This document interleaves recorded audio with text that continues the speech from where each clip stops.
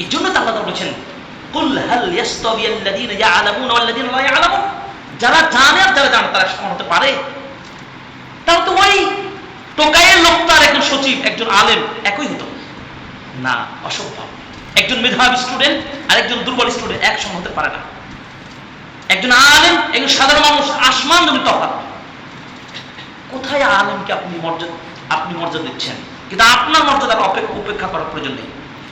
একজন আলেমের মর্যাদা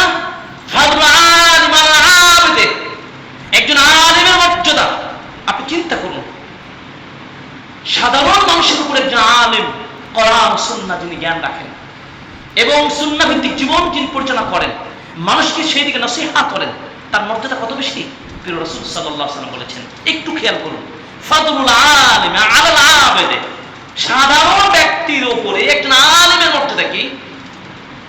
যেমন ভাবে লক্ষ কোটি কোটি তারকার মাঝে পূর্ণিমার চাঁদের মর্যাদা। সুবহানাল্লাহ। আপনাদের মুকুট তাজ এই সমস্ত উম্মার লোকেরা, এই আলেমদের জন্য এই হাদিসের এক একটি শব্দ যদি বিশ্বাস করেন, আপনি চিন্তা করেন পৃথিবীর শ্রেষ্ঠ আল্লাহর সৃষ্টির মধ্যে একটি কি? ফেরেশতাগণ। এই ফেরেশতাগণ পর্যন্ত এই জ্ঞান অনুসন্ধানকারী ব্যক্তিদের জন্য ইস্তাগফিরু, ক্ষমা প্রার্থনা করেন। সুবহানাল্লাহ। হাত্তা নামলা, এমনকি পিপিলিকা পর্যন্ত আপনার জন্য ক্ষমা প্রার্থনা করে। দুই, হাত্তাল হুত ফিল মা, এমনকি গভীর পানির মধ্যে মাছ পর্যন্ত আপনার জন্য ক্ষমা প্রার্থনা করে।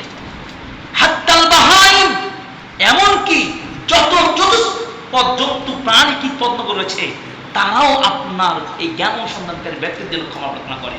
কারণ আপনার জন্য করবে। চিন্তা করতে পেরেছেন? এই হাদিসগুলো চিন্তা করেন। ফেরেশতাগণ তাদের রহমতের ডানা বিছিয়ে দেন কাদের জন্য? যিনি এই জ্ঞান ইনভেস্ট করতে সময় দিয়েছেন, পয়সা দিয়েছেন। আল্লাহু আকবার। সেই ব্যক্তি হওয়ার চেষ্টা করুন।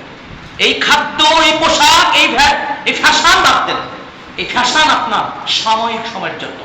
যত খাবেন তত পচবেন, এটি বাস্তব কথা। যত চিকিৎসকের দিকে আপনি যাবেন, একটি সাজেশন দেবে, যান প্রথম ট্রিটমেন্ট হবে আপনাকে খাদ্য কমা। বলে নাই? জগৎ বিখ্যাত যারা বিখ্যাত হয়েছেন তারা ইলমের কারণে বিখ্যাত হয়েছেন।